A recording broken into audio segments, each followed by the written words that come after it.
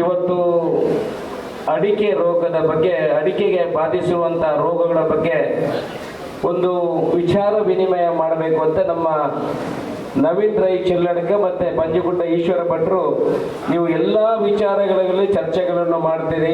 ಅದಕ್ಕೆ ವೇದಿಕೆಗಳಿದೆ. ಅದಕ್ಕೆ ರೈತರ ಬಗ್ಗೆ ಮಾತಾಡಲಿಕ್ಕೆ ಒಂದು ವೇದಿಕೆಯನ್ನು ಸೃಷ್ಟಿ ಮಾಡಬೇಕು ಅನ್ನೋ ವಿಚಾರವನ್ನು ನನ್ನ ಗಮನಕ್ಕೆ ತಂದ ಪ್ರಕಾರ ಇವತ್ತು ಒಂದು ರೈತರನ್ನು ಸೇರಿಸಿ ಅವರ ತೊಂದರೆಗಳ ಬಗ್ಗೆ ಅರಿವನ್ನು ಪಡ್ಕೊಳ್ಳುವಂಥ ಒಂದು ಪ್ರಯತ್ನಕ್ಕೆ ನಾವು ಇವತ್ತು ಕೈ ಹಾಕಿದ್ದೇವೆ. ದೊಡ್ಡ ದೊಡ್ಡ ಕೃಷಿಕರು ಇದ್ದಾರೆ. ನಾವು ಅಡಿಕೆ ಈಗ ಬಳಕೆ ಆಗ್ತಿರುವಂಥದ್ದು ಚೂಯಿಂಗ್ ಅಂದರೆ ಜಗೀಲಿಕ್ಕೆ ಮಾತ್ರ, ಬೇರೆ ಯಾವುದಕ್ಕೂ ಕೂಡ ಬಳಕೆ ಆಗ್ತಾ ಇಲ್ಲ. ಈಗ ಇಲ್ಲೊಬ್ಬರು ಪ್ರಾಸ್ತಾವಿಕವಾಗಿ ಮಾತಾಡುವಾಗ ಹೇಳಿದರು, ಅಡಿಕೆ ಕೃಷಿಕಲ್ಲಿ ದೊಡ್ಡ ಕೃಷಿಕರು ಇರುವಂಥವರು ಕಡಿಮೆ, ಚಿಕ್ಕ ಚಿಕ್ಕ ಕೃಷಿಕರಿರುವಂಥವರು ಹೆಚ್ಚು. ಅದು ನಿಜ. ನಮ್ಮ ಈ ದಕ್ಷಿಣ ಕನ್ನಡ ಉಡುಪಿ ಜಿಲ್ಲೆಯಲ್ಲಿ 5 ಎಕರೆ 10 ಎಕರೆ 15 ಎಕರೆ RTC ಹೊಂದಿದವರು ಭಾರಿ ಕಡಿಮೆ ಇರ್ಬೋದು. ಏನಿದ್ರು 30 ಸೆನ್ಸು 40 ಸೆನ್ಸು, ಆ ನಂತರ ಸ್ವಲ್ಪ ಕುಮಿಕಿಗೆ ಬೇರೆ ಹಾಕೊಂಡು ಅದರಲ್ಲಿ ಕೃಷಿ ಮಾಡುವವರು ಇರುವುದು ಕಡಿಮೆ ಜನ. ಇದರ ತಪ್ಪು ನಮ್ದಲ್ಲ. ಇಲ್ಲಿ ಹಿಂದೆ ಇದ್ದಂಥ ಅಧಿಕಾರಿಗಳು ಇದಕ್ಕೆ ಹೊಣೆಗಾರಿಕೆ. ಯಾರಿಗೂ ಕೂಡ ದೊಡ್ಡ ದೊಡ್ಡ ಜಾಗವನ್ನು ನಮಗೆ ನಮ್ಮ ಹೆಸರಲ್ಲಿ ಮಾಡಿಕೊಡಲಿಲ್ಲ. ಅವ ಉಗ್ರಾಣಿ ಇರ್ಬೋದು, VA ಇರ್ಬೋದು, ಈ ಹಿಂದಿನ ಅಧಿಕಾರಿಗಳಿರ್ಬೋದು.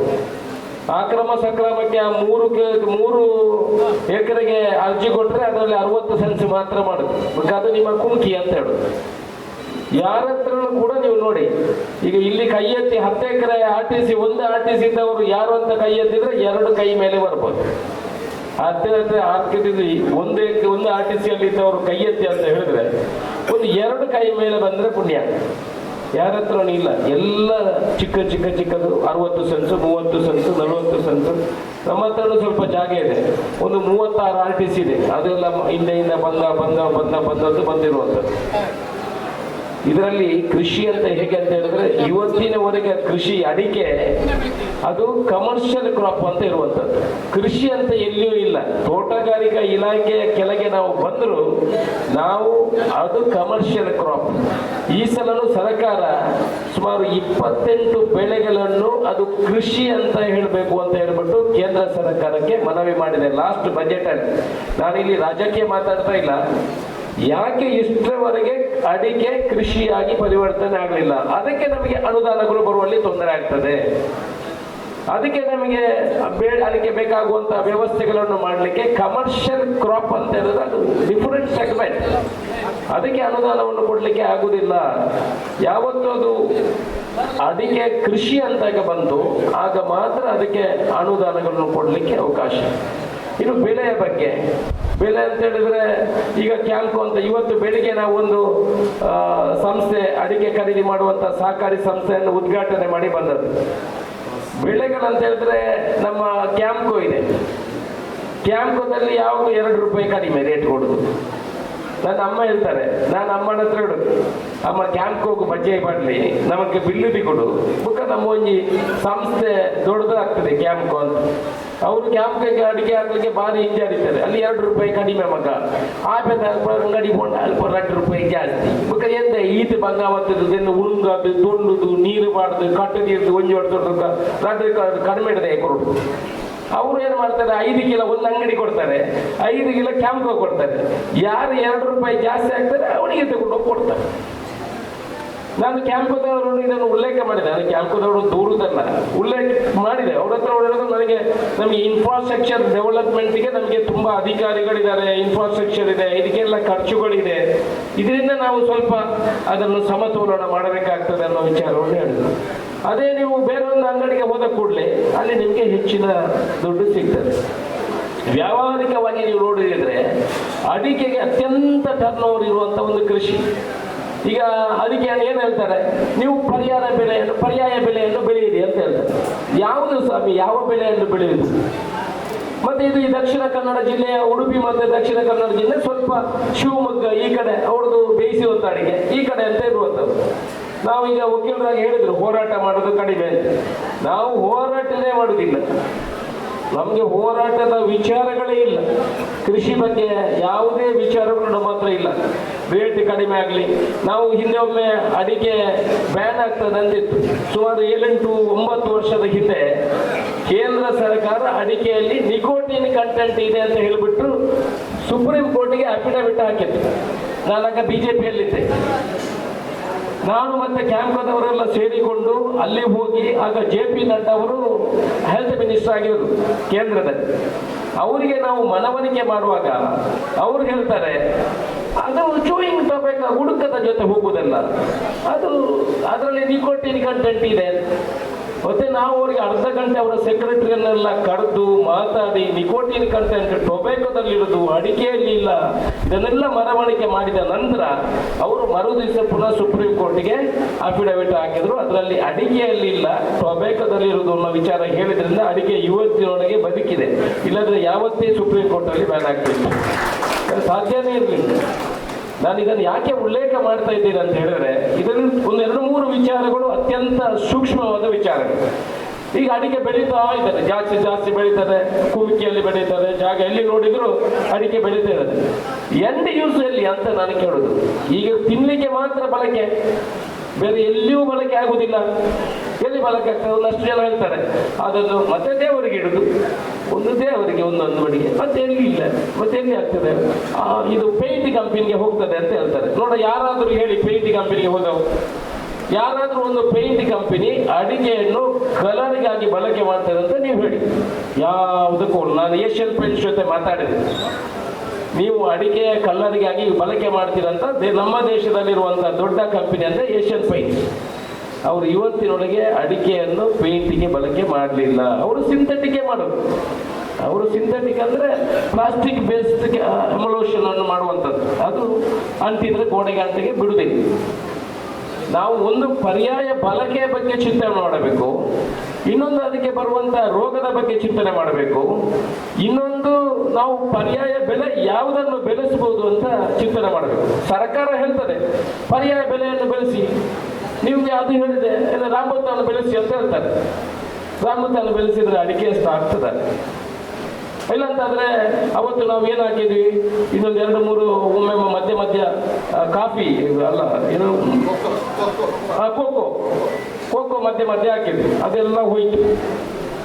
ಅಡಿಕೆಗೆ ಪೂರಕವಾಗಿ ಬೆಲೆ ಬೆಳಿಬೇಕಿದ್ರೆ 1 ಎಕರೆಯಲ್ಲಿ 10 ವರ್ಷ ಕನಿಷ್ಠ ನಾವು ಬೇರೆ ಬೆಳೆಯನ್ನು ಬೆಳೆಸಿ ಆ ನಂತರ ಬೇರೆ ಬೆಳೆಗೆ ಹೋಗ್ಬೋದು. ವೆನಿಲಾ ಎಲ್ಲ ಬೆಳೆಸೋದು, ಎಂತ ವ್ಯವಸ್ಥೆ ಮಾಡಿದ್ರೆ ಎಲ್ಲರೂ ತಗೊಂಡೋಗಿ ವೆನಿಲಾ ಬೆಳೆಸಿದ್ವಿ.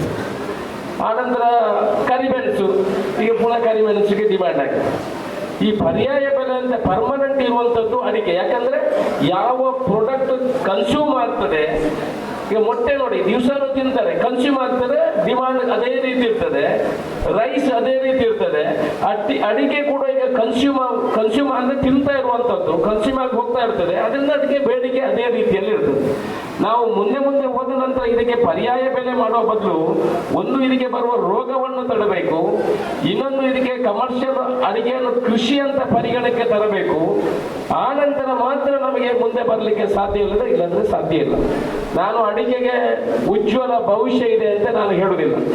ಆದರೆ ನೀವು ಹೇಳ್ಬೋದು, ನೀವು ನನಗೆ ಮರು ಪ್ರಶ್ನೆ ಕೇಳ್ಬೋದು, ಟೊಬ್ಯಾಕೊ ಎಷ್ಟು ಹೆಲ್ತ್, ಸಿಗರೇಟ್ ಸೇವನೆ ಮಾಡೋದು ಎಷ್ಟು? ಎಷ್ಟೋ ದೇಶಗಳು ಎಷ್ಟೋ ವರ್ಷದಿಂದ ಇದರ ಬಗ್ಗೆ ಅವೇರ್ನೆಸ್ ಕ್ಯಾಂಪೇನ್ ಮಾಡ್ತದೆ, ವಿರುದ್ಧ ಕಾನೂನುಗಳನ್ನು ತರ್ತಾ ಇದೆ. ಇವತ್ತಿನವರೆಗ ಅಮೆರಿಕದಂತ ದೇಶದಲ್ಲೂ ಕೂಡ ಸಿಗರೇಟ್ ಸೇವನೆಯನ್ನು ನಿಲ್ಲಿಸಲಿಕ್ಕೆ ಆಗಲಿಲ್ಲ. ಯಾವಾಗ ಗುಡ್ಕ ಬ್ಯಾನ್ ಆಗ್ತದ ಆಗ ಮಾತ್ರ ಅಡಿಕೆಗೆ ಮಾರಕತೆ ಇದೆ. ಗುಡ್ಕ ಬ್ಯಾನ್ ಅಂತ ಬಂತು, ಆದರೂ ಕೂಡ ಅದು ಲಾಬಿ ಮಾಡಿಕೊಂಡು ಇನ್ನೊಂದು ಹೆಸರಲ್ಲಿ ಬರ್ತದೆ. ಸೊ ನಮ್ಮ ಅಡಿಗೆ ಹೋಗುವಂಥದ್ದು ಕನ್ಸ್ಯೂಮಬಲ್ ಪ್ರಾಡಕ್ಟ್, ಬೇರೆ ಯಾವುದಕ್ಕೂ ಹೋಗ್ತಾ ಇಲ್ಲ. ಸೊ ಪರ್ಯಾಯ ಬಳಕೆಯನ್ನು ನೋಡುವಂಥದ್ದಾಗಬೇಕು ಸಂಶೋಧನೆ ಮಾಡುವವರು. ಆ ನಂತರ ಈ ಕೃಷಿಗೆ ಬರುವಂಥ ರೋಗದ ಬಗ್ಗೆ ನಾವು ಚಿಂತನೆ ಮಾಡುವ ಅವಶ್ಯಕತೆ ಇದೆ. CPC ಅವರ ಅಧಿಕಾರಿಗಳು 2 ಜನ ಬಂದಿದ್ದಾರೆ, ನನಗೆ ಭಾರಿ ಸಂತೋಷ ಆಗಿದೆ. CPCR ಅವ್ರನ್ನ ಇಲ್ಲಿ ನೋಡಿ ಹೇಗೆ ಈಶ್ವರ ಭಟ್ರು ಅವರು ತರಿಸಿದಾರೆ ಅಂತ ಗೊತ್ತಿಲ್ಲ. ನನಗೆ ಅದರ ಬಗ್ಗೆ ಮಾತಾಡಿದ್ರೆ ಅವರಿಗೆ ಬೇಜಾರಾಗ್ಬೋದು, ಇದು ಯಾವ ಕಾರ್ಯಕ್ರಮಕ್ಕೂ ಬರ್ಲಿಕ್ಕಿಲ್ಲ ಅವರು. ಈಗ ಒಬ್ಬರು ಪ್ರಾಸ್ತಾವಿಕವಾಗಿ ಮಾತಾಡುವಾಗ ಹೇಳಿದರು, ಎಂತ ಚಿಕ್ಕ ಗಿಡವನ್ನೆಲ್ಲ ಮಾಡಿದ್ದಾರೆ, ಅದರಲ್ಲಿ 4 ಫೀಟಲ್ಲಿ ಅಡಿಕೆ ಆಗ್ತದೆ. ಹೌದಾ, ಬಂದಿದೆ ಆಡಿದಾರ? ಏನು ಕೃಷಿಕರು ಹೇಳಿದಾರ, ಮಾಡಿದಾರ? ದೊಡ್ಡ ಕೃಷಿಕರೆಲ್ಲ ಹೇಳಿದಾರಲ್ಲ, ದೊಡ್ಡ ಕೃಷಿಕರು ಬಟ್ರೆ ಈ ಹೊಸ ಗಿಡ ಎಂತಾದ್ರೂ ಬಂದಿದೆಯಾ CPCR ಅವ್ರದ್ದು? ನೀವು ಹಾಕಿದ್ದೀರಾ? ಆಗ್ಲಿಲ್ಲ.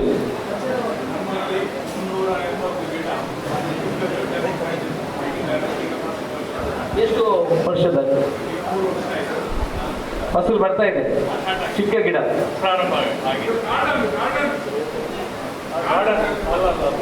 ಏನ್ ಮಾಡಿದ್ದಾರೆ ಅಂದ್ರೆ ಸಾಧಾರಣ 5-6 ವೆರೈಟಿ. ಯಾಕಂದ್ರೆ ಭಾಷಣ ಮಾಡುವುದಕ್ಕಿಂತ ಸ್ವಲ್ಪ ಈ ತರ ಮಾಡಿದ್ರೆ ನಮಗೆ ಸ್ವಲ್ಪ ಗೊತ್ತಾಗ್ತದೆ. ನನ್ನಲ್ಲಿ ಬಂದ್ರೆ ತಾವು ಯಾವ ಸಂದರ್ಭದಲ್ಲಿ ನೋಡ್ಬೋದು. ಈಗ ನೀವು CPCR ಅಂತ ಹಾಕಿದ್ರಿ? ಹೌದು, CPCR ಡೆಮೋ ಪ್ಲಾಂಟೇಶನ್ ನನ್ನಲ್ಲಿ ಹಾಕಿಕೊಟ್ಟಿದ್ದಾರೆ. ಒಂದು 6 ಬಗೆಯ ಬೇರೆ ಬೇರೆ ವೆರೈಟಿಯ ಗಿಡಗಳನ್ನು ಪಾಲಿನೇಷನ್ ಮಾಡಿ ಅದನ್ನು ತಂದು ನಮ್ಮಲ್ಲಿ ನೆಟ್ಟಿದ್ದಾರೆ ಆ ಸ್ಕೆಚ್ ಪ್ರಕಾರ. Very good, very good. ನಾನು ಅದೇ ಕೇಳ್ತಾ ಇದ್ದದ್ದು, ಈ CPCR ಅವರು ಯಾಕಂತ ಹೇಳಿದ್ರೆ ನೆಟ್ಟಣದಲ್ಲಿ ಒಂದು 350 ಎಕರೆ ಜಾಗ ಇದೆ CPCR ಗೆ, ವಿಟ್ಲದಲ್ಲಿ ಒಂದು 100-150 ಎಕರೆ ಜಾಗ ಇದೆ, ಅಲ್ಲಿ ಕೇರಳದಲ್ಲೂ ಇದೆ. ತುಂಬಾ ಜನ ಸಂಶೋಧನಾ ಇಂಜಿನಿಯರ್ಗಳಿದ್ದಾರೆ. ನಾನು ಹೋದಲ್ಲೆಲ್ಲ ನನಗೆ ಪ್ರಶ್ನೆ ಆಗ್ತಾ ಇತ್ತು, ಇವ್ರು ಏನು ಮಾಡ್ತಾರೆ ಅಂತ. ಈ ಒಂದು ಕಡೆ ಆದರೂ ಮಾಡಿದಾರಲ್ಲ, ಇನ್ನಂತೂ ಸ್ವಲ್ಪ ಮಾಡಬೇಕು ಅಂತ ನಾನು ಹೇಳೋದು. ಯಾಕಂತ ಹೇಳಿದ್ರೆ ಇವರು ನಮ್ಮ ಅಧೀನದಲ್ಲಿ ಬರುವುದಿಲ್ಲ, ಇವರಿಗೆ ಡೈರೆಕ್ಟ್ ಕೇಂದ್ರದಿಂದ ಬರುವಂಥದ್ದು, ಕೇಂದ್ರ ಸರ್ಕಾರ ಆಡಳಿತದಲ್ಲಿ ಬರುವಂಥದ್ದು.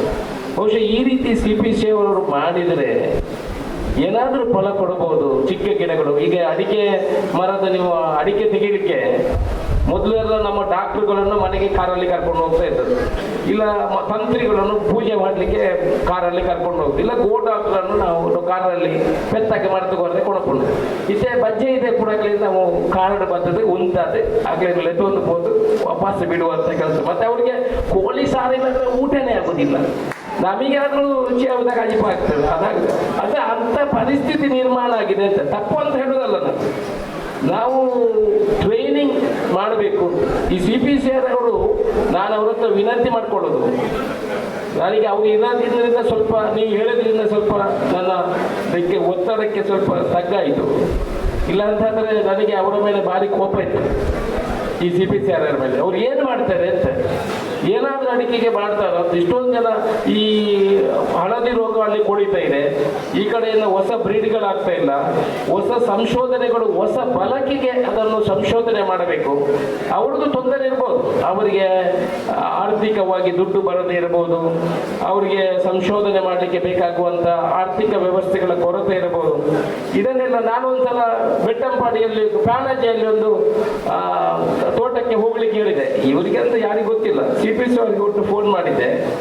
ಅವರು ಒಬ್ಬರು ಹುಡುಗರು ಬಂದಿದ್ದಾರೆ, ಈಗ ಅವ್ರು ಒಳ್ಳೆ ಇಂಟ್ರೆಸ್ಟ್ ಇದೆ ಅಂತ ಹೇಳಿದ್ದಾರೆ. ಅಲ್ಲಿ ಹೋಗಿ ಅವ್ರ ಹತ್ರ ಕೇಳಿದೆ, ಮನೆ ಹತ್ರ ಏನು ತಗೊಂಡು ಬಂದರು ಅಂತ. ಅವರು ಅಕ್ಕದಾದ ಭತ್ತದಂತೆ ಮಣ್ಣಿಲ್ಲ ಒಂದೇ ಪಂತಿಲ್ಲ ಭತ್ತ ಹೋಗಿದೆ ಏನಿಲ್ಲ, ಸೋಗೆ ಕೊಡುತ್ತಿದ್ದಾರ, ಸೋಗೆ ಕೊಡುತ್ತೀರ ಬುಕ್ಕ ಒಂದು ಮಿಚ್ಚಿದ ಕೀಲೆ ಕೊಡುತ್ತಿದ್ದಾರ, ಕೀಲೆ ಕೊಡುತ್ತೀರ ಬುಕ್ಕ ಪಾಲೆಲ್ಲ ಕೊಡುತ್ತೀರ, ಮಣ್ಣಿನ ಕೊಡುತ್ತೀರ ಟೆಸ್ಟ್ ಮಾಡಿಬಿಟ್ಟಿದ್ದಾರೆ. ಆನಂತರ ಒಂದು 10 ದಿವಸ ಒಂದು ರಿಪೋರ್ಟ್ ಕೊಟ್ಟರು. ರಿಪೋರ್ಟ್ ಎಂತದ್ದು, ಅಲ್ಲಿ ಅದು ಸಿಡಿಲು ಬಿದ್ದದ್ದು ಅಂತ ಹೇಳಿದ್ರು. ಅವರು ಏನು ಹೇಳಿದ್ರೆ ನಾವು ನಂಬಬೇಕಲ್ಲ. ಅದೇ ನಮಗೆ ಗೊತ್ತಿರೋ ಪ್ರಕಾರ ಸಿಡಿಲು ಬಿದ್ದರೆ ಒಂದು 25 ಗಿಡ ಹೋಗ್ಬೇಕು, ಇಡೀ ತೋಟ ಹೋಗುದು ಹೇಗೆ ಅಂತ ನಮ್ಮ ಪ್ರಶ್ನೆ. ಅದಕ್ಕೆ ನಮ್ಮ ಹತ್ರ ಉತ್ತರ ಇರಲಿಲ್ಲ. ನಾನು ಒಟ್ಟಿನಲ್ಲಿ ನಮ್ಮಲ್ಲಿ ದೊಡ್ಡ ಸಂಸ್ಥೆ ಇದೆ, CPCR ಅನ್ನೋ ದೊಡ್ಡ ಸಂಸ್ಥೆ ಇದೆ, ಅದರಲ್ಲಿ ಬೇಕಾದಷ್ಟು ಇಂಜಿನಿಯರ್ಗಳಿದ್ದಾರೆ. ಇದರ ಬಳಕೆಗಳು ಅವರಿಗೆ ಎಲ್ಲ ವ್ಯವಸ್ಥೆಗಳನ್ನು ಮಾಡಿಕೊಟ್ರೆ ಈ ಅಡಿಕೆಗೆ ಪೂರಕವಾಗಿ ಬಳಕೆ ಆಗುವಂಥ ಕೆಲಸಗಳು.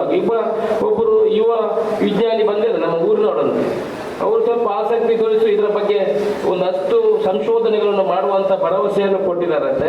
ಅವ್ರಿಗೊಂದು 2-3 ಲಕ್ಷ ಕೋಟಿ ರೂಪಾಯಿಯ ಅವಶ್ಯಕತೆ ಕೂಡ ಇದೆ ಅಂತ ಹೇಳಿದ್ದಾರೆ. ಅದನ್ನು ಮುಂದಿನ ದಿವಸಗಳಲ್ಲಿ ಮಾಡ್ತೇವೆ.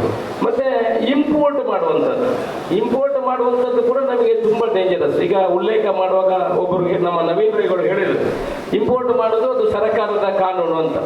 ಸರ್ಕಾರದ ಕಾನೂನು ಅಂತ ನಾವು, ಸರ್ಕಾರದ ಕಾನೂನೇ ಅಲ್ಲ, ಈ ಅಡಿಕೆ ಬಗ್ಗೆ ಸರ್ಕಾರಕ್ಕೆ, ಕೇಂದ್ರ ಸರ್ಕಾರಕ್ಕೆ ಇದ್ರ ದೊಡ್ಡ ಅರಿವಿಲ್ಲ. ಯಾರಾದರೂ ನನ್ನಂತ ಒಬ್ರು ಉದ್ಯಮಿ ಇರ್ತಾರೆ XYZ, ಅವರು ಹೋಗಿ ಏನ್ ಮಾಡ್ತಾರೆ, ಇಂಪೋರ್ಟ್ ಏನೋ ಆರ್ಥಿಕ ಇಲಾಖೆಯಲ್ಲಿ ಹೋಗಿ ಹೇಳ್ತಾನೆ ನಮಗೆ ಇಷ್ಟು ಅವಶ್ಯಕತೆ ಇದೆ, ನಾವು ಇದನ್ನು ಬೇರೆ ದೇಶದಿಂದ ಇಂಪೋರ್ಟ್ ಮಾಡ್ತೇವೆ ಅಂತ. ಇಂಪೋರ್ಟ್ ಮಾಡಿದ್ರೆ ಅದರ ಪರಿಣಾಮ ಏನಂತ ಅಧಿಕಾರಿಗಳಿಗೆ ಗೊತ್ತಿಲ್ಲ. ಡೌನ್ ದ ಲೈನ್ ಅದು ನಾವೀಗ ಅದು ಬಿಜೆಪಿ, ನಾನೀಗ ಕಾಂಗ್ರೆಸ್ ಅಲ್ಲ, ನಾನು ಹೇಳ್ಬೋದು ಅದು ಬಿಜೆಪಿ ಅವರು ಮಾಡಿದ್ದು ಮಾತ್ರ ಇಂಪೋರ್ಟ್ ಮಾಡಿದ್ರು ಅಂತ ಹೇಳ್ಬೋದು. ಅದರ ಪರಿಣಾಮ ಅಲ್ಲ. ಪರಿಣಾಮ ಏನಂತ ಹೇಳಿದ್ರೆ ಅಧಿಕಾರಿಗಳಿಗೆ ಅದರ ಮಾಹಿತಿ ಗೊತ್ತಿಲ್ಲ. ಅವರು ಇಂಪೋರ್ಟ್ ಮಾಡಲಿಕ್ಕೆ 5 ಲಕ್ಷ ಮೆಟ್ರಿಕ್ ಟನ್ಗೆ ಆದೇಶ ಕೊಡ್ತಾರೆ. ಅವ 5 ಲಕ್ಷ ಮೆಟ್ರಿಕ್ ಟನ್ ಬಂದು ಯಾರು ಕೆಲವರು ಟ್ರೇಡಿಂಗ್ ಮಾಡೋರು ಇಲ್ಲೆಲ್ಲ ಹಂಚುವಂತ ಕೆಲಸ. ಇದು ದೊಡ್ಡ ಲಾಬಿ, ಇದರಲ್ಲಿ ದೊಡ್ಡ ಲಾಬಿ. ನಾವು ಅದರಿಂದ ನಮ್ಮ ಕೃಷಿ ಇಲಾಖೆ, ನಾವು ಏನು ರೆಪ್ರೆಸೆಂಟೇಷನ್ ಏನಿದ್ದಾರೆ, MLAಗಳು ಕೂಗಿದ್ರೆ ರಾಜ್ಯಕ್ಕೆ ಕೇಳ್ತದೆ, ಬಾಕಿಯವರೆಲ್ಲ ಸೇರಿ ಇದನ್ನು ಸರ್ಕಾರದಕ್ಕೆ ಗಮನಕ್ಕೆ ತಂದ್ರೆ ಇಂಪೋರ್ಟ್ ಮಾಡುವುದನ್ನು ಕೂಡ ಕಡಿವಾಣ ಹಾಕ್ಬೋದು. ಹಾಕ್ಲಿಕ್ಕೆ ಆಗುದಿಲ್ಲ ಅಂತಲ್ಲ, ಅದನ್ನು ಕೂಡ ಮಾಡಿದ್ರೆ ಬಹುಶಃ ನಮಗೆ ಕನಿಷ್ಠ ಒಂದು 10 ರೂಪಾಯಿ ಆದರೂ ಕೆಜಿಗೆ ಜಾಸ್ತಿ ಆಗುವಂತಹ ಕೆಲಸಗಳು ಆಗ್ಬೋದು. ಒಟ್ಟಿನಲ್ಲಿ 2-3 ಸಮಸ್ಯೆಗಳನ್ನು ನಾವು ಪರಿಹಾರ ಮಾಡಿದ್ರೆ, ಈಗ ಹವಾಮಾನ ಆಧಾರಿತ ವಿಮೆ ಒಂದು ಕೊಟ್ಟಿದೆ, ಭಾರಿ ಖುಷಿಯಲ್ಲಿದ್ದಾರೆ ಎಲ್ಲರೂ, ನನ್ನನ್ನು ಸೇರಿ. ನನಗೆ ಮೊದಲು ಗೊತ್ತೇ ಇರಲಿಲ್ಲ ಅದು ಸಿಗ್ತದೆ ಅಂತ. ಈಗ ಈಶ್ವರ ಭಟ್ರಿಗೆ 20 ಲಕ್ಷ ರೂಪಾಯಿ 25 ಲಕ್ಷ ರೂಪಾಯಿ ಸಿಕ್ಕಿದೆ ಒಂದು ವರ್ಷಕ್ಕೆ. ಈಗ ನಾನು ಹೇಳಿದೆ ಸಮಾವೇಶದ ಪೂರ ಖರ್ಚಿನ ನೆಟ್ಟೆ ಮಾಡ್ಕೊಡು, ಎಂಕಲಿಗಳಂತ ಗಮ್ಮತ್ ಮಾಡ್ಕೊಡೋದು. ಕೆಲವರಿಗೆಲ್ಲ ದೊಡ್ಡ ದೊಡ್ಡ ದುಡ್ಡು ಸಿಕ್ಕಿದೆ. ನಾನು ಕಳೆದ ವರ್ಷದಿಂದ ಕಟ್ಟಲಿಕ್ಕೆ ಶುರು ಮಾಡಿದ್ದು, ನನಗೆ ಇನ್ನೂ ಬಂದಿಲ್ಲ, ನೋಡ್ಬೇಕು ಎಷ್ಟು ಬಂದಿದೆ ಅಂತ. ಈ ವರ್ಷದ ಕಟ್ಟಿದೆ, ಒಳ್ಳೆಯ ಯೋಜನೆ.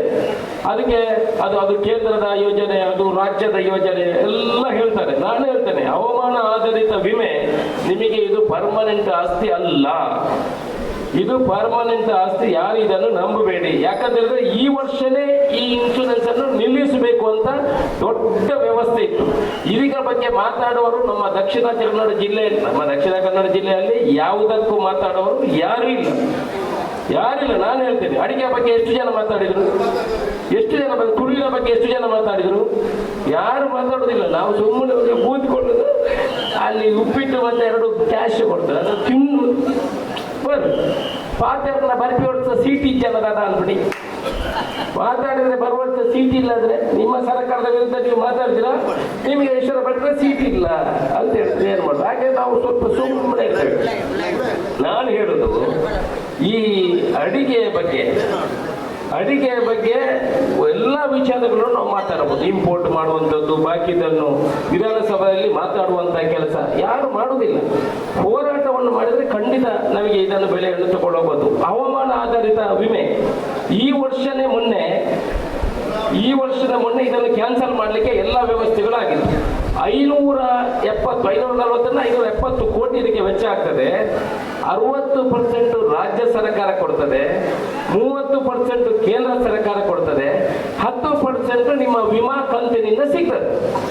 ಈ 40% ಅದು ಸುಮಾರು 420-430 ಕೋಟಿ ರಾಜ್ಯ ಸರ್ಕಾರಕ್ಕೆ ಹೊರ ಬೀಳ್ತದೆ. ಅದರಿಂದ ಈ ಸಲನೇ ಕ್ಯಾನ್ಸಲ್ ಇತ್ತು. ಮತ್ತೆ ನಮ್ಮ ಮಲ್ಲಿಕಾರ್ಜುನ, ನಮ್ಮ ಕೃಷಿ ಮಂತ್ರಿಗಳು, ತೋಟಗಾರಿಕೆ ಮಂತ್ರಿಗಳು ನನಗೆ ಫೋನ್ ಮಾಡಿ ಹೇಳಿದ್ರು, ನೋಡಿದ ಈಗಲೇ ನೀವು ಮತ್ತೆ ಗಲಾಟೆ ಮಾಡಬೇಡಿ, ಮುಖ್ಯಮಂತ್ರಿಗಳು ಮತ್ತೆ ಸರ್ಕಾರ ಮಟ್ಟದಲ್ಲಿ ಈ ಸಲ ಹವಾಮಾನ ಆಧಾರಿತ ವಿಮೆ, ಯಾಕಂದ್ರೆ ಕಳೆದ ಬಾರಿ ನಮಗೆ ಒಮ್ಮೆ ಕೊಡುವುದಿಲ್ಲ ಅಂತ ಹೇಳಿದ್ರು. ಆಗ ನಾನು ಗಲಾಟೆ ಮಾಡಿದ್ದೆ. ಈ ಸಲ ನನಗೆ ಕರೆ ಮಾಡಿ ಹೇಳಿದ್ರು, ನೋಡಿ ಈಗಲೇ ಮುಖ್ಯಮಂತ್ರಿಗಳು ನೀವು ಹೇಳಬೇಕು, ಇಲ್ಲ ಅಂತಂದ್ರೆ ಹವಾಮಾನ ಆಧಾರಿತ ವಿಮೆಗೆ ದುಡ್ಡು ಸಿಗುವುದಿಲ್ಲ ಅಂತ. ನಾವು ಹೋಗಿ ಚರ್ಚೆ ಮಾಡಿ ಇದು ತುಂಬಾ ತೊಂದರೆ ಆಗ್ತದೆ, ನೀವು ಯಾವುದು ಪರಿಹಾರವನ್ನು ಕೊಡುವುದಿಲ್ಲ, ಹಳದಿ ರೋಗದ ನಮಗೆ ತೊಂದರೆ ಆಗ್ತದೆ, ಇದಕ್ಕೆ ಹವಾಮಾನ ಆಧಾರಿತ ವಿಮೆ ನಮಗೆ ಬೇಕು ಅಂತ ಹೇಳಿದಕ್ಕೆ ಈ ವರ್ಷ ಕೊಟ್ಟಿದ್ದಾರೆ.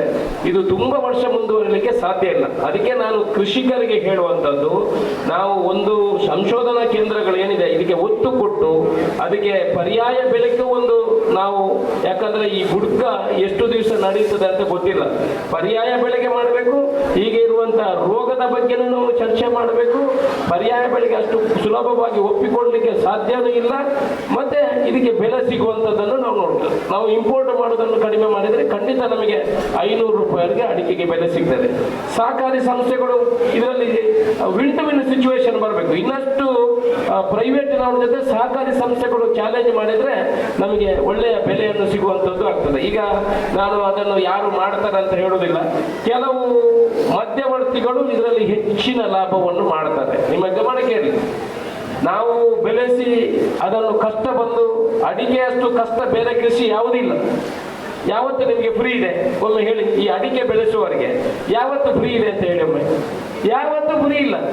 ಒಮ್ಮೆ ನೀರು ಹಾಕ್ಲಿಕ್ಕೆ ಆಯ್ತು, ತೆಗೀಲಿಕ್ಕೆ ಆಯ್ತು, ಒಣಗಿಸಿಕೆ ಆಯ್ತು, ಅದನ್ನು ಚೆಪ್ಪು ತೆಗೆದು ಗೋಣಿಯಲ್ಲಿ ತುಂಬಿಸಿ ಇಡ್ಲಿಕ್ಕೆ ಆಯ್ತು. ಫ್ರೀ ಯಾವುದು? ಯಾವಾಗಲೂ ಫ್ರೀ ಇಲ್ಲ. ಮಾರುವವರಿಗೆ ಟೆನ್ಷನ್ ಆಯ್ತು, ಅದನ್ನು 2 ವರ್ಷ 1 ವರ್ಷ ಇಟ್ಕೊಳ್ಳೋದು, ಆ ನಂತರ ಮಾಡೋದು. ಒಮ್ಮೊಮ್ಮೆ ಲಾಸ್, ಒಮ್ಮೊಮ್ಮೆ 2 ರೂಪಾಯಿ ಲಾಭ ಸಿಗ್ತದೆ ಅಷ್ಟೇ, ಮತ್ತೆ ಜಾಸ್ತಿ ಸಿಗುವಂಥದ್ದಿಲ್ಲ. ನಾವು ಕೂಡ ಕಮರ್ಷಿಯಲ್ ಆಗಿ ಥಿಂಕ್ ಮಾಡಿದ್ರೆ ಅದನ್ನು ಆಗಾಗ ಡಿಸ್ಪೋಸ್ ಮಾಡೋದು, ಒಳ್ಳೆ ರೇಟ್ ಸಿಕ್ಕಿದ್ರೆ ಒಳ್ಳೇದು ಅಂತ ನನ್ನ ಅನಿಸಿಕೆ. ಆದರೆ ನನ್ನ ಅಮ್ಮ ಮಾತ್ರ ಮಾರುವುದಿಲ್ಲ, ಮತ್ತೆ ಅದನ್ನು ಮತ್ತೆ ಮಾಡಿದ್ರೇನೆ ಸಮಾಧಾನ. ಮೊನ್ನೆ ನಾನು ಹೇಳಿದೆ, ಅಮ್ಮ 11 ಬೆತ್ತರನ್ನು ಐದು ಪೂರ ಮಾರೋಡು. ಅದಕ್ಕೆ ಅವ್ರು ಏನು ಹೇಳಿದ್ರು ಗೊತ್ತಾ? ಹಿಂಗೆ ಜೋಪುನಲ್ಲ ದೂರ ದೂರ ಇದ್ದನ ಪರ ಇದ್ದಿ ಅಡ ಸೈಪುನನೆ ಮುಟ್ಟ ಬೆತ್ತಲ ಪುಚ್ಚಿ ಎಂಕಲ್ನ ಒಟ್ಟಿಗೆ ಬೋರ್ಡ್ ಮಗ ಅಂತ ಹೇಳಿದ್ರು. ಅದು ಪ್ರೀತಿ ನೋಡಿ. ಈಗ ವಾರಿ 5ಕ್ಕೆ ಬಂದಿದೆ, ಇನ್ನು 5 ಇದೆ, ಅಲ್ಲಿ ಲಾಭ ಏನಿಲ್ಲ, ಲಾಭ ಏನಿಲ್ಲ ಅದು. ಅದಕ್ಕೆ ನಾನು ಹೇಳುವಂಥದ್ದು, ಕೃಷಿಯಲ್ಲಿ ನಾವು ಪ್ರೀತಿ ಮತ್ತೆ ಅದ್ರ ಜೊತೆ ಹೊಂದಾಣಿಕೆ ಇರುವಂಥದ್ದು. ಅದಕ್ಕೆ ನಾವು ಅವಲಂಬಿತ ಆಗಿದೆ, ನಾವು ಬೇರೆ ಏನು ಮಾಡ್ಲಿಕ್ಕೆ ಸಾಧ್ಯ ಇಲ್ಲ. ಎಲ್ಲಾದರೂ ಅಡಿಕೆ ಕೃಷಿ ನಾಶ ಆದರೆ ಯಾರು ಕೂಡ, ಎಲ್ಲ ಬ್ಯಾಂಕಿನವರು ನಮ್ಮ ಮನೆಯಲ್ಲಿ ಇರುವಂತಹ ಪರಿಸ್ಥಿತಿ ಬರ್ಬೋದು. ಎಲ್ಲ ನಮ್ಮ ಕಾರುಗಳು, ನಮ್ಮ ಮನೆಗಳು ಎಲ್ಲ NP ಆಗಿ, ಲೋನುಗಳು NP ಆಗಿ ನಮ್ಮ ಪರಿಸ್ಥಿತಿ. ನಾವು ಯಾಕೆ ಅಂತ ಹೇಳಿದ್ರೆ, 1 ಲಕ್ಷ ರೂಪಾಯಿ ನಮಗೆ ಇನ್ಕಮ್ ಇದ್ರೆ ನಮ್ಮ ಕಮಿಟ್ಮೆಂಟ್ 2 ಲಕ್ಷಕ್ಕೆ. ನಮ್ಮ ಕಮಿಟ್ಮೆಂಟ್ ಕಾರು ಬಾಕಿದು ಎಲ್ಲ ತೆಗೆದು ನಮ್ದು 2 ಲಕ್ಷ ರೂಪಾಯಿಗೆ ಇರ್ತದೆ.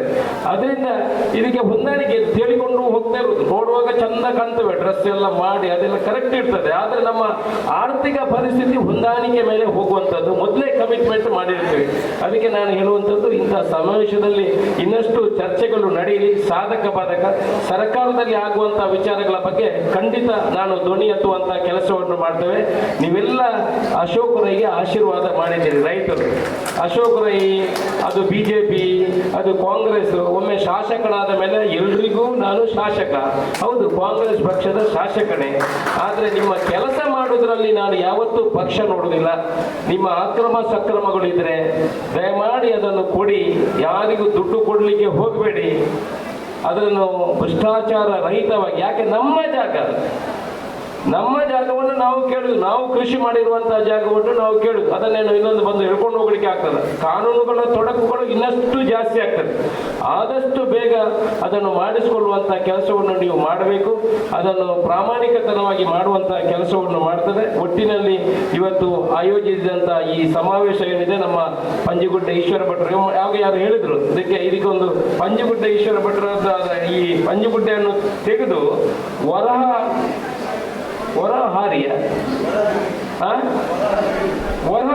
ವರಹಗಿರಿ ಅಂತ ಇಡಬೇಕು ಅಂತ ನನಗೆ ಒಬ್ಬರು ಭಾರಿ ಹಿರಿಯರು ನಮ್ಮ ಗೌಡ್ರು ಸಲಹೆಯನ್ನು ಕೊಟ್ಟಿದ್ರು. ವರಹಗಿರಿ ಅಂತ ಮೀನಿಂಗ್ ಒಂದಂತೆ, ವರಹಗಿರಿ ಅಂತ ಮಾಡಬೇಕು ಅಂತ ಹೇಳಿದ್ರೆ ಒಳ್ಳೆ ಕೆಲಸವನ್ನು ಮಾಡ್ತಾ ಇದ್ದಾರೆ. ಎಲ್ಲ ರೈತರನ್ನು ಸೇರಿಸಿ ಈ ನಮ್ಮ ನವೀನ್ ರೈಗಳು, ಪಂಜಿಗೌಡ ಈಶ್ವರ ಭಟ್ ಅವರು ಮತ್ತೆ ಎಲ್ಲ ಪ್ರಮುಖರು ಇದಕ್ಕೆ ಸಹಕಾರ ಕೊಟ್ಟಿದ್ದಾರೆ. ನಾನು CPCR ಹತ್ರ ಮತ್ತೊಮ್ಮೆ ವಿನಂತಿ ಮಾಡಿಕೊಳ್ಳೋದು, ನಿಮಗೆ 350 ಎಕರೆ ಜಾಗವನ್ನು ನೆಟ್ಟಣದಲ್ಲಿ ಕೊಟ್ಟಿದ್ದೀವಿ. ನಿಮ್ಮ ಲೀಸು ಇನ್ನೂ ರಿನ್ಯೂವಲ್ ಆಗಿದೆಯಲ್ಲೋ ಗೊತ್ತಿಲ್ಲ, ಆಗಿರ್ಬೇಕಲ್ಲ, ರಿನ್ಯೂವಲ್ ಆಗಿದೆಯಾ? ಆಗಲಿಲ್ಲ. 10 ವರ್ಷದಿಂದ DV ಸದಾನಂದ ಗೌಡರು ಮುಖ್ಯಮಂತ್ರಿ ಆಗುವಾಗ ಇದು ಫೈಲ್ ತೆಕೊಂಡು ಬಂದಿದ್ರು. ಇವರಲ್ಲ CPCR ಅದನ್ನು ರಿನ್ಯೂವಲ್ ಮಾಡಬೇಕು ಅಂತ. ರಿನ್ಯೂವಲ್ ಆಗಲಿಲ್ಲ. ಅದು ನೆಟ್ಟಣದ ಆಗಿದೆಯೋ ಗೊತ್ತಿಲ್ಲ. ಲೀಸಲ್ಲಿರುವಂಥ ಜಾಗ ಒಳ್ಳೆಯ ಜಾಗವನ್ನು ಕೊಟ್ಟಿದೆ. ನೀವು ಸ್ವಲ್ಪ ಕೇಂದ್ರದಿಂದ ಅನುದಾನವನ್ನು ಪಡ್ಕೊಂಡು ಹೇಗೆ ನಮ್ಮ ಪ್ರಮುಖರಿಗೆ ಒಂದು 350 ಗಿಡವನ್ನು ಕೊಟ್ಟಿದ್ದೀವ, ಸ್ವಲ್ಪ ಇಂಪ್ಲಿಮೆಂಟೇಷನ್ ಮಾಡಲಿಕ್ಕೆ ಸಹಕಾರವನ್ನು ಕೊಡಬೇಕು. ಮತ್ತೆ ಅವೇರ್ನೆಸ್ ಅನ್ನು, ಈಗ ನನ್ನ ಹತ್ರ ಹೋಗಲೆಲ್ಲ ಕೇಳ್ತಾರೆ, ಈ CPCR ದಾದ ಅಲ್ಪಡೆ 5 ಜನ ಸೇರೊಂದು 300 ಜನ ಒಳ್ಳೆಯದು, ಎಂತ ಮಾಡೋದು? ನಮ್ಮ ಹತ್ರನೇ ಉತ್ತರ ಇಲ್ಲ. ನೀವು ಅಷ್ಟು ಕಡೆಯಲ್ಲಿ ಈ ಹೊಸ ತಳಿಯನ್ನು ಕೊಡುವಂತಹ ಕೆಲಸ, ಹೊಸ ಬ್ರೀಡನ್ನು ಮಾಡುವಂತಹ ಕೆಲಸಕ್ಕೆ ನಿಮ್ಮ ಸಹಕಾರವನ್ನು ಎಲ್ಲ ಜನ ನಿರೀಕ್ಷೆ ಮಾಡ್ತಾ ಇದ್ದಾರೆ. ನಿಮಗೂ ತೊಂದರೆ ಇರ್ಬೋದು, ಸಾಧಕ ಬಾಧಕ ಇಲಾಖೆಗಳಲ್ಲಿ ಇರ್ಬೋದು, ಸಂಶೋಧಕರು ಸರಿಯಾಗಿ ಇರ್ಲಿಕ್ಕಿಲ್ಲ, ಬೇರೆಗಳಲ್ಲಿ ಇರ್ಬೋದು, ಎಲ್ಲದರಲ್ಲೂ ತೊಂದರೆಗಳಿದೆ. ತೊಂದರೆ ಇಲ್ಲದ ಇಲಾಖೆ ಯಾವುದೂ ಇಲ್ಲ. ಆದರೂ ಈ CPCR ಸಂಸ್ಥೆಯಿಂದ ರೈತರಿಗೆ ಒಂದಷ್ಟು ಪರಿಹಾರಗಳನ್ನು ಕೊಟ್ಟರೆ, ಆಗ ಒಬ್ಬರು ನನ್ನ ಹತ್ರ ಪ್ರಶ್ನೆ ಮಾಡಿದ್ರು, ನಾಯಕಿ ಅಲ್ಪ 10 ಜನ ಒಳ್ಳೆಯದು, 5 ಜನ ಅವರು 1 ಜನರಿಗೆ ಒಂದೇನಾದರೂ ಕೊಟ್ಟಿದ್ರೆ ಹೇಳಿ ಅಂತ ನನ್ನ ಹತ್ರ ಪ್ರಶ್ನೆ ಕೇಳಿದ್ರು. ನನಗೆ ಗೊತ್ತಿರಲಿಲ್ಲ ನಿಮಗೆ ಕೊಟ್ಟಿದ್ದಾರೆ ಅಂತ. ಈಗ ಒಬ್ಬರು ಸಿಕ್ಕಿದ್ರು ಕೊಟ್ಟಿದ್ದಾರೆ ಅಂತ. ಅಂಥದ್ದು ಕೆಲಸಗಳು ಆಗಲಿ ಮುಂದಿನ ದಿವಸಗಳಲ್ಲಿ. ಒಳ್ಳೆಯ ತಳಿಗಳನ್ನು ಕೊಡುವುದು, ನಮಗೆ ಮೇಲೆ ಹತ್ತಿ ತೆಗೆಯುವಂಥ ಕೆಲಸ ಉಳಿತದೆ. ಅಂಥ ಕೆಲಸಗಳು ನೀವು ಮಾಡಿದರೆ ಅದು ಪೂರಕವಾಗಿ ಆಗ್ತದೆ. ನಿಮಗೂ ರಾಜ್ಯ ಸರ್ಕಾರದಿಂದ ಏನಾದರೂ ನಮ್ಮ ನೆಲೆಯಲ್ಲಿ ನಾವು ಹೇಳುವುದು ಮಾತ್ರ ಅಲ್ಲ, ನಮ್ಮ ಕಡೆಯಿಂದ ಏನಾದರೂ ವ್ಯವಸ್ಥೆಗಳು ಬೇಕಿದ್ರೆ ಅದಕ್ಕೆ ಖಂಡಿತ ಸ್ಪಂದನೆ ಕೊಡುವಂಥ ಕೆಲಸಗಳನ್ನು ಮಾಡ್ತೇವೆ. ಒಂದು 2-3 ಕಾರ್ಯಾಗಾರಗಳನ್ನು, ಒಂದು 2-3 ಮಾಹಿತಿ ಶಿಬಿರಗಳನ್ನು ನಿಮ್ಮಲ್ಲಿ ಮಾಡಿದರೆ, ಅದಕ್ಕೆ ನಮ್ಮನ್ನು ಸ್ವಲ್ಪ ಕರೆದ್ರೆ ಒಳ್ಳೆಯದು. ನನಗೆ 1 ವರ್ಷದಿಂದ ಕರೆದಿಲ್ಲ, ಮುಂದೇನಾದರೂ ಕರೆದ್ರೆ ನಮಗೆ ಗೊತ್ತಾಗ್ತದೆ ನಿಮ್ಮಲ್ಲಿ ಏನು ಮಾಡ್ತಾರೆ ಅಂತ. ಅದರಿಂದ ಅಂಥ ಕಾರ್ಯಕ್ರಮಗಳಾಗಲಿ ರೈತಾಪಿ ವರ್ಗದ ಜನರಿಗೆ ಅದು ಪೂರಕವಾಗಿ ಕೆಲಸ ಮಾಡುವಂಥ ಕೆಲಸಗಳು ಆಗಬೇಕು ಅಂತ ನಿಮ್ಮ ಹತ್ರ ವಿನಂತಿ ಮಾಡಿಕೊಂಡು ಇವತ್ತು ಆಯೋಜನೆ ಮಾಡಿದಂಥ ಈ ಕಾರ್ಯಕ್ರಮ ಯಶಸ್ವಿಯಾಗಿ ಇನ್ನು ಮಧ್ಯಾಹ್ನ ನಂತರ ಕೂಡ ಚರ್ಚೆಗಳಿಗೆ ನಾನು ಭಾಗವಹಿಸ್ತೇನೆ. ಯಾರಾದರೂ ಅಕ್ರಮ ಸಕ್ರಮ 94ಗಳು ಇದ್ರೆ ಅದನ್ನು ನನ್ನಲ್ಲಿ ಕೊಡುವಂಥ ಕೆಲಸ ಮಾಡಿ, ಅದನ್ನು ಕೂಡ ಮಾಡುವಂಥ ಕೆಲಸ ಮಾಡಿ ನಿಮ್ಮ ಋಣವನ್ನು ತೀರಿಸುವಂಥ ಕೆಲಸಕ್ಕೆ ಪ್ರಯತ್ನವನ್ನು ಮಾಡ್ತೇನೆ. ನಿಮ್ಮ ಆಶೀರ್ವಾದ ಮುಂದೆ ಕೂಡ ಅಶೋಕ್ ರಯ್ಯ ಮೇಲೆ ಇರಲಿ. ಒಳ್ಳೆಯ ಕೆಲಸ ಮಾಡಿದರೆ ಆಶೀರ್ವಾದ ಮಾಡಿ ಅಂತ ನಿಮಗೆಲ್ಲ ಕೈ ಮುಗಿದು ನನ್ನ ಮಾತನ್ನು ಮುಗಿಸ್ತೀನಿ. ಜೈ ಹಿಂದ್.